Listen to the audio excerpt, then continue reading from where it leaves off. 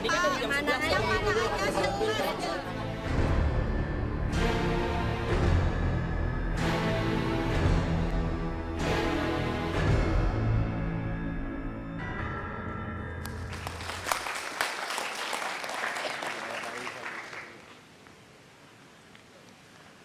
Pemirsa, otoritas kesehatan terus saja berbohong. Vaksin telah jadi bencana bagi sistem kekebalan tubuh, menimbulkan banyak penyakit. Kita menggantikan kode genetik melalui vaksinasi. Guideline Land Code dalam bukunya Medical Mafia bestseller. Saya sekarang mau ke Pak Tulus Abadi. Sebagai YLKI, gimana Anda lihat nasib konsumen? Bagaimana pertanyaannya? Sebagai Yayasan Lembaga Konsumen, bagaimana Anda menyikapi? Ya, memang ini jelas merupakan fenomena vaksin palsu dan juga sebenarnya fenomena vaksin palsu itu merupakan satu titik dari lautan pemalsuan obat di Indonesia. Kami menduga saya kira lebih dari 20% masalah pemalsuan obat ini belum dibongkar.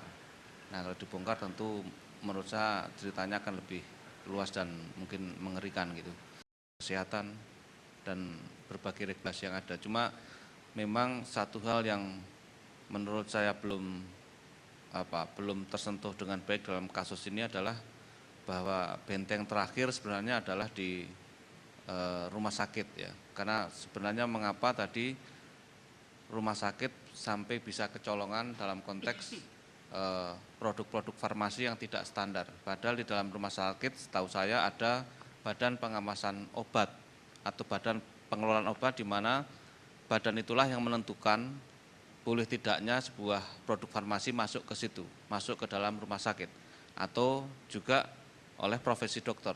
Nah, persoalannya kalau kemudian mereka mengambil yang tadi yang abal-abal, itu yang kemudian pengawasan internal tidak berjalan. Pertama itu, kedua ini juga menyangkut kelembagaan, pengawasan dari kelembagaan.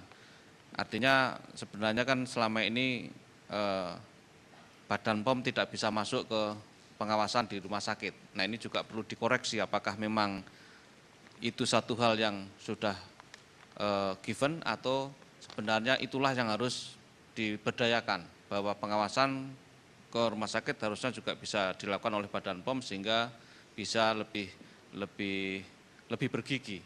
Karena toh kami melihat pengawasan oleh Dinkes atau Kemenkes mungkin tidak terlalu kuat sehingga menimbulkan sebuah anomali-anomali di dalam jalur distribusi vaksin palsu atau produk farmasi lainnya.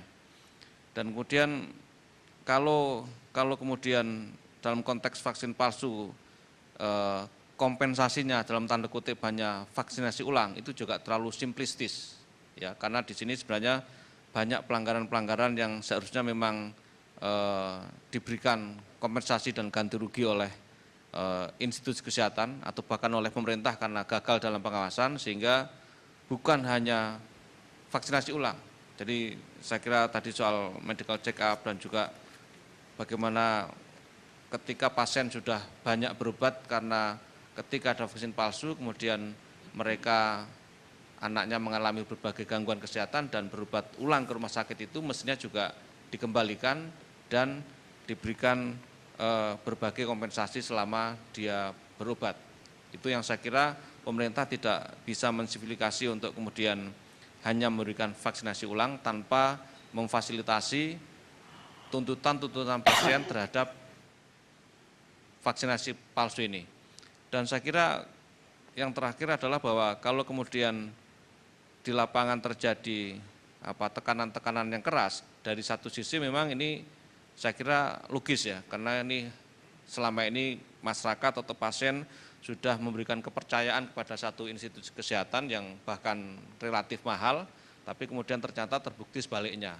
Nah, sebenarnya ketika sebelum diumumkan, mestinya Kemenkes juga sudah memberikan semacam feeding, koordinasi kepada rumah sakit untuk mengantisipasi kira-kira tuntutan konsumen apa saja. Nah ini saya melihat bahwa ini belum terjadi, sehingga ketika diumumkan kemudian tuntutan publik terlalu keras, pihak rumah sakit selain memang defensif juga kelihatan limbung di dalam merespon tuntutan pasien.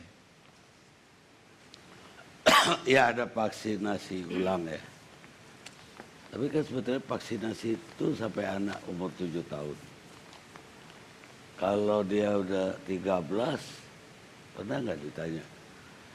Ya, memang apa itu, ya. masih bisa diulang? Dia udah lewat dari 7 tahun. Betul, oleh karena itu nanti kan vaksinasi ulang bukan secara general, tapi harus dicek ulang juga apakah si anak itu memang sudah melewati masa harus kalau vaksinasi. dia tidak boleh lagi, ya. malah tidak perlu diulang. Ya. Bagaimana Pak Marius? Pak Marius untuk Terima kasih Pak Karni. Direktur Yayasan Pemberdayaan Konsumen. Kalau saya melihatnya dari hulu dan hilir. Hilir sudah dikerjakan oleh Bareskrim. Justru yang saya tunggu hulunya. Ya. Kalau kita lihat peraturannya, kan ada Kementerian Kesehatan, ada juga Badan POM. Ya. Kalau Kementerian Kesehatan fungsinya sebagai regulator. Kalau yang namanya Badan POM sebagai pelaksana, statusnya LPND.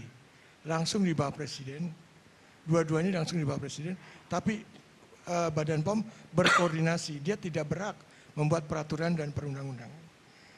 Nah, kalau kita lihat penanggung jawab kita bagi dua, karena sudah ada perubahan dari regulasinya.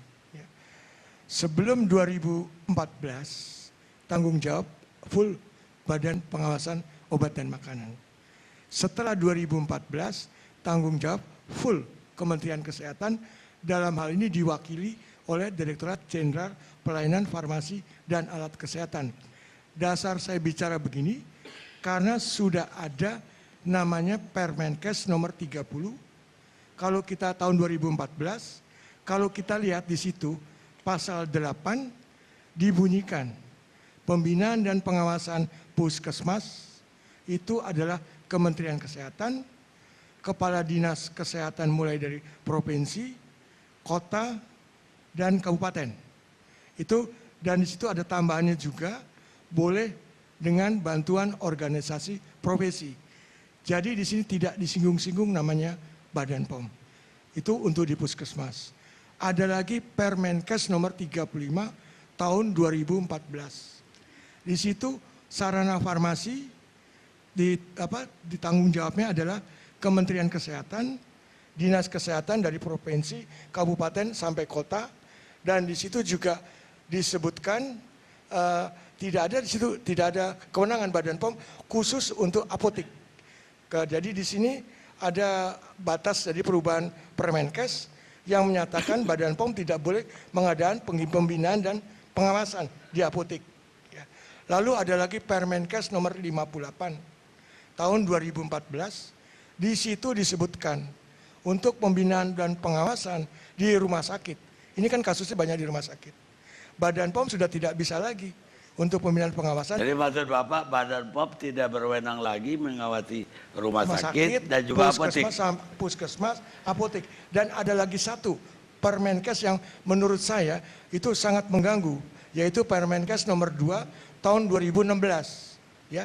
Di situ untuk uji sampel, Badan POM harus minta izin dari Kementerian Kesehatan. Jadi kalau ya mungkin saya pikir ini Badan POM kelihatannya digunduli sebagai pengawas ya. Mungkin kalau istilah sekarang mungkin dipedofili, jadi dikebiri. Pedofili. Ya. Jadi kalau istilah saya dipedofilikan. Ya. Jadi kalau secara undang-undang peraturan 2014 tanggung jawab full Badan POM. Setelah itu, jadi apa kerja Badan POM kalau gitu? Saya tidak tahu. Setelah 2014 sekitar kalau nggak salah Juni, kalau nggak salah dia udah nggak bisa adanya Permenkes 30 sudah nggak bisa ikut-ikut campur. Saya baru tahu ini, Pak. Nah, Saya ini secara pikir Badan POM hukum. yang- Jadi kalau mau disalahkan saya bukan membela Badan POM. Sebelum 2014 kita salahkan Badan POM, oke. Tapi setelah itu yang disalahkan Kementerian Kesehatan. Dan saya juga heran ya, kalau Barreskrim sudah memberikan laporan ada 14 rumah sakit. Lalu Badan POM juga terakhir kan ada 37 sarana pelayanan kesehatan di provinsi. Dan justru saya tanya, 2 tahun terakhir Kemenkes itu hasilnya apa? Nah inilah, karena terus terang dari hasil pantauan kita ya, mulai obat kosong itu sekitar 2013. Puncaknya itu sekitar 2014 dan tinggi sekali kosongnya sekitar Desember 2015 sampai Februari 2016. Nah, rumah sakit itu banyak yang teriak, ya. Teriaknya begini, kalau rumah sakit pemerintah kan cara pembeliannya kan melalui e-katalog dengan adanya LKPP. Kalau swasta itu pembeli bisa langsung, bisa juga pakai e-katalog. Nah, di sini kelihatannya ada myths ya, kok sampai bisa barang kosong. Kebetulan saya mantan anggota PRC juga 2 periode. Direktur-direktur itu dekat dengan saya, setiap kosong obat rumah sakit pemerintah maupun rumah sakit swasta suka kontak. Marius kita bingung ya, ini obat pada kosong. Ada salah satu rumah sakit pemerintah karena kosong dia beli di luar e-katalog ya. Dan beli ternyata diperiksa BPK. Jadi mereka juga bingung. Nah ini saya menanyakan juga kepada Kementerian Kesehatan karena tugas perencanaan kebutuhan itu ada di tangan mereka. Nah, ke depan ini saya juga minta supaya Polri juga mengusut juga hulunya, ya. Siapa di belakang Permenkes itu, ya. Jangan hilirnya, lebih fair. Bukan hanya dokternya, bukan hanya tenaga kesehatan, bukan apotek, bukan rumah sakit, tapi hulunya ini yang membuat malapetaka adanya kejahatan terbesar di Indonesia, khususnya untuk kesehatan di Indonesia. Dan terus terang ya, kalau saya mau komentarin, saya malu besar. 36 tahun saya ngurusin konsumen, baru ini ada kasus yang memalukan Indonesia. Kenapa? Setelah ada kasus ini, statement dari pemerintah, khususnya pemerintah saya katakan, selalu menjawab tidak apa-apa, tidak apa-apa. Orang teman-teman saya di luar negeri dokter pada kaget. Apakah bangsa Indonesia keturunan kuda lumping, debus, ya, makan racun kok bisa, apalagi disuntik. Saya lihat kenapa? Saya lihat di Barreskrim dengan Pak Agung, ya, begitu tidak sterilnya cara-cara alat yang membuat obat-obat palsu itu vaksin palsu. Kok bisa dinyatakan aman? Teman-teman saya dokter di luar kaget. Ada ilmu apa di Indonesia? Ini kan sebetulnya saya sedih, saya malu. Lebih baik ini harus dibicarakan dulu. Kalau menjawab statement sebaiknya jangan sampai menimbulkan kemarahan. Baik itu masyarakat Indonesia maupun dunia. Saya dengan adanya kasus ini saya terus terang malu di wawancara media-media asing. Saya terus terang Indonesia sekali karena saya ini adalah kebobrokan daripada kesehatan di Indonesia adanya sekarang ini. Dan ke depan, saya minggu lalu saya bicara dengan Ketua PRC. Saya menginginkan nanti supaya pengadu-pengadu tidak marah, tolong ada koordinator-koordinatornya. Saya ingin bertemu dengan 14 rumah sakit yang dinyatakan ada masalah. Ya, nanti saya akan membawa laporan-laporan ini kepada anggota PRC itu. Dan saya minta disolusinya. Saya pikir ini bola liar, bola panas ya. Kalau tidak kita membuat suatu gerakan untuk supaya korban-korban ini bisa mendapatkan solusi yang benar. Bukan ini aman, tidak ada masalah. Terakhir pun saya sudah mengumpulkan data ya. Ini kenapa kok akhir-akhir ini penyakit yang ada hubungannya dengan vaksin cukup meningkat. Tapi ini masih namanya data kasar.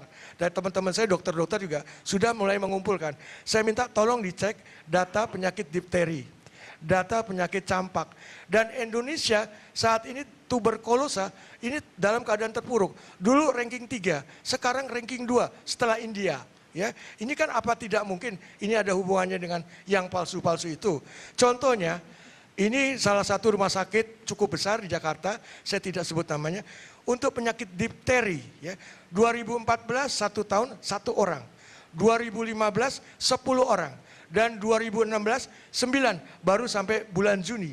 Dan terus terang saya mohon maaf, saya juga turut berduka cita, hari Sabtu kemarin ada adik kita meninggal dunia karena penyakit difteri. Lalu kita lihat juga campak.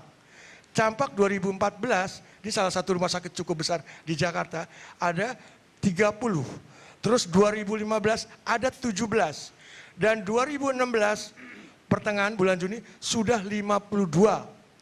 Karena kita lihat juga, saya bukan menakut-takuti masyarakat, kita akan bicara masalah data. Nanti teman-teman saya di daerah, jaringan saya akan mengumpulkan seperti itu. Baik Gitu. Pak Marius, vaksin ini kita udah swasembada atau harus impor? Kalau masalah vaksin sebetulnya Indonesia sudah cukup hebat. Itu teman saya dari Bio Farma ya. Itu Indonesia termasuk dipercaya dunia. Apalagi yang namanya polionya. Lah, apa yang terjadi sampai langka?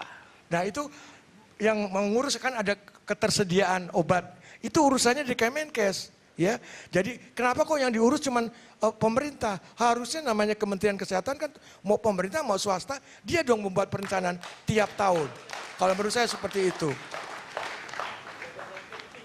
Jadi kelihatannya gini Pak Karni, dengan ada tingkat kebutuhan cukup banyak, persediaan kosong, terus pengawasan juga lemah, ya muncullah oknum-oknum ini. Itu kan hukum ekonomi kalau menurut saya seperti itu. Enggak, apa ada komplotan yang sengaja bikin itu langka agar yang palsunya juga bisa jalan? Nah itu nanti tugasnya Pak Bareskrim. Makanya saya suka bicara dengan Pak Bareskrim. Sebaiknya juga hulunya ya. Kalau memang ada tersangka tangkap. Seperti juga yang di hilirnya. Jadi adil kalau menurut saya. Nanti kalau ternyata tidak terbukti ya dibebaskan aja. Perlu perbaikan nama. Ya kalau tidak terbukti gak diajukan ke kejaksaan gitu aja. Lajak kurang lebih Pak Karni. Baik Pak, sekarang saya ke DPR. Pak Saleh Partaunan Daulay. Ya.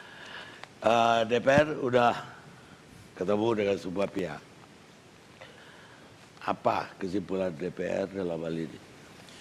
Pertama tentu kami menyampaikan simpati dan empati pada seluruh masyarakat yang memang saat ini merasa dirugikan dengan peredaran vaksin palsu ini. Kemudian perlu kami jelaskan bahwa Komisi 9 sampai sejauh ini memang sangat serius dan konsen betul untuk mengungkap setuntas-tuntasnya persoalan ini. Sebagai pengawas, terutama pengawas pengambilan kebijakan, tentu kami akan betul-betul mengawal ini. Nah, kami sudah memanggil banyak pihak. Kita sudah memanggil Kementerian Kesehatan, Badan POM, Bareskrim, juga sudah memanggil IDAI, bahkan Bio Farma, dan kemudian kita sudah juga bertanya kepada para ahli, kemudian khususnya dokter-dokter yang mengerti terkait masalah ini. Dan tentu itu adalah jadi bahan referensi dari Komisi 9 untuk mengusut tuntas masalah ini. Tadi misalnya salah satu yang dipersoalkan oleh Pak Marius tadi itu, yaitu terkait dengan Permenkes itu tadi, sebetulnya sudah merupakan bagian dari kesimpulan rapat di Komisi 9 yang betul-betul sudah disepakati oleh pemerintah dan juga Komisi 9 dan Badan POM. Jadi ada 3 pihak di sini nanti, yaitu untuk merevisi Permenkes itu karena memang ada keanehan dan keganjilan. Jadi persoalan tuntutan Pak Marius tadi terkait ini nanti di hulunya diperiksa, saya tidak ikut campur Pak Marius, itu nanti kita serahkan kepada pihak kepolisian saja. Dan saya kira yang paling utama dilakukan sekarang adalah menangani apa yang sudah terjadi saat ini, yaitu kita merekomendasikan sebetulnya kepada pemerintah pada waktu, saya ingat betul ketika IDAI mengusulkan di dalam rapat, Pak Amran ingat saya betul, dia mengatakan begini, sebetulnya ini harus dilakukan sampling dulu di rumah sakit yang diduga tadi 14 itu. Saya ingat di rapat itu sebelum diungkap nih nama-nama rumah sakit. Dan saya waktu itu tidak setuju. Saya malah justru semua anak-anak yang ada diduga divaksin palsu itu mesti harus didatangi dulu, diperiksa, medical check up dulu, apakah ada pengaruhnya terhadap kesehatan mereka dengan vaksin palsu itu. Setelah itu baru nanti ada observasi lagi dari dokter terkait dengan ini apakah perlu divaksin ulang atau tidak, sehingga tadi pertanyaan-pertanyaan masyarakat tadi itu memang betul-betul dipertanggungjawabkan secara medis. Nah yang tahu itu kan sebetulnya dokter-dokter. Kita di DPR tentu hanya mengawasi tentang kebijakannya. Karena itulah maka kita meminta pada masyarakat untuk mempercayakan dulu. Sampai sejauh ini kan kita masih percaya kepada pemerintah ini Pak Bang Karni. Jadi pemerintah dan Bareskrim untuk menuntaskan ini. Jadi untuk itu kita berikan dulu. Jika nanti ternyata ini belum menuntaskan masalah dan masyarakat masih banyak yang belum puas terhadap masalah ini, tentu Komisi 9 tidak akan tinggal diam.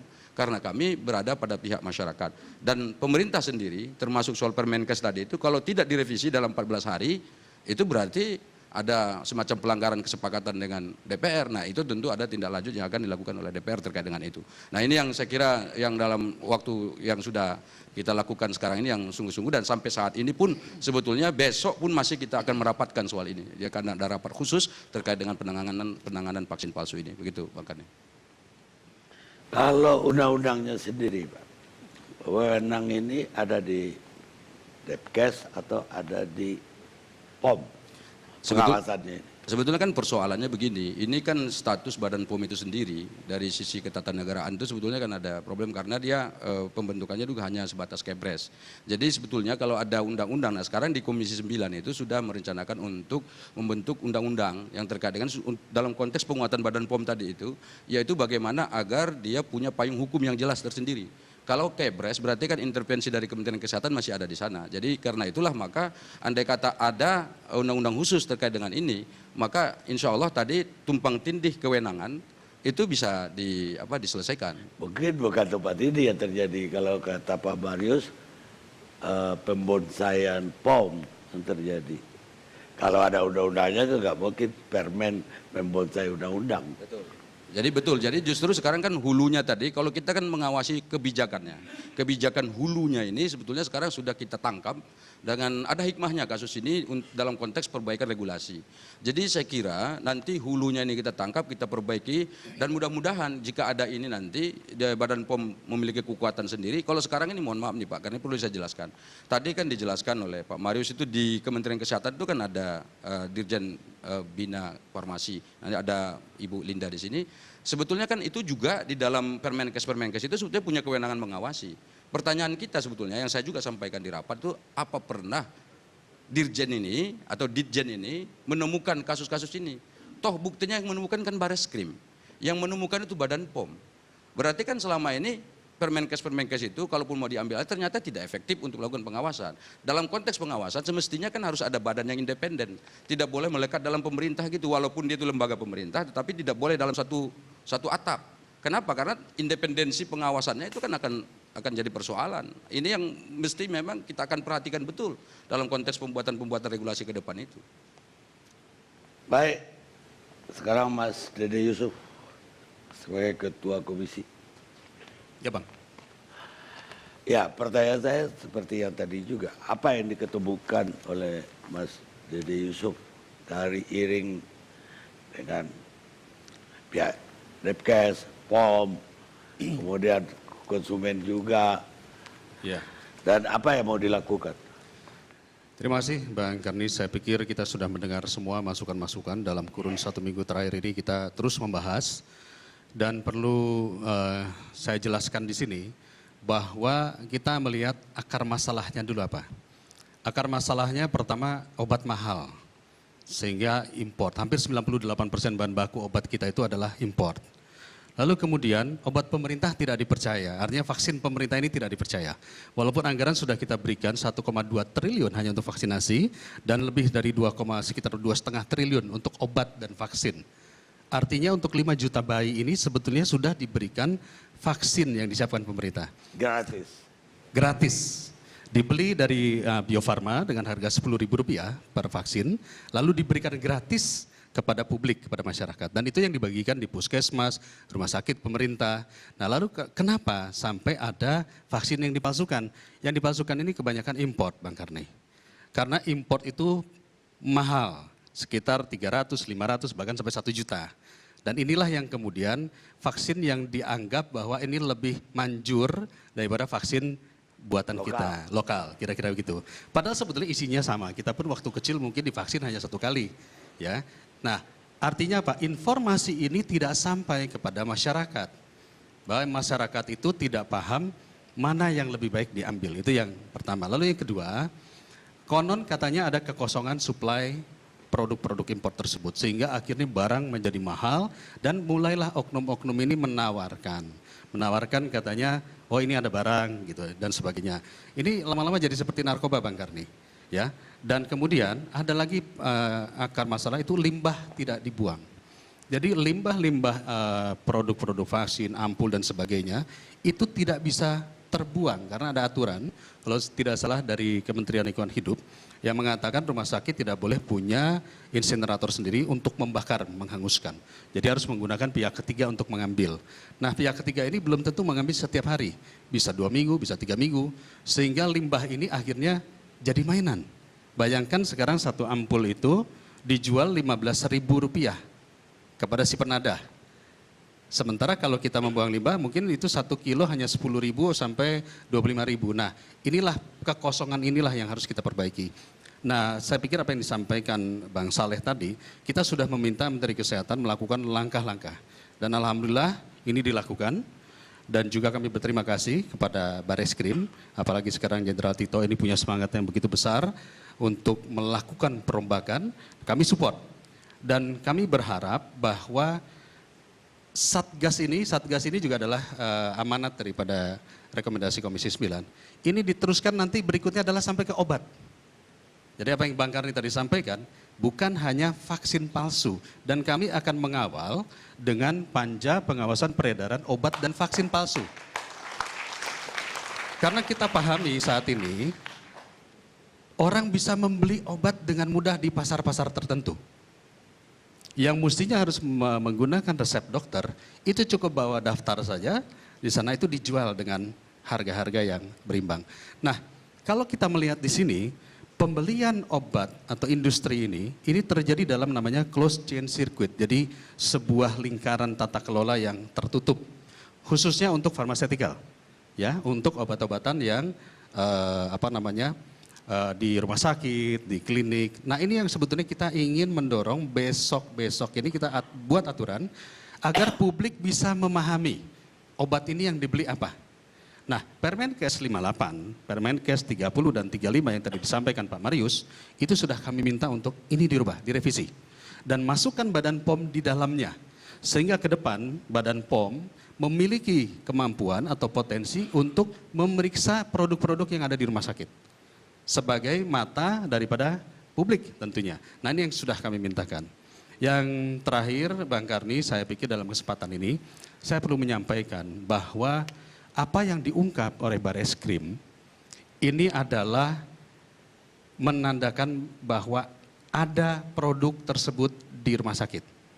Bukan berarti rumah sakit itu seluruhnya bersalah.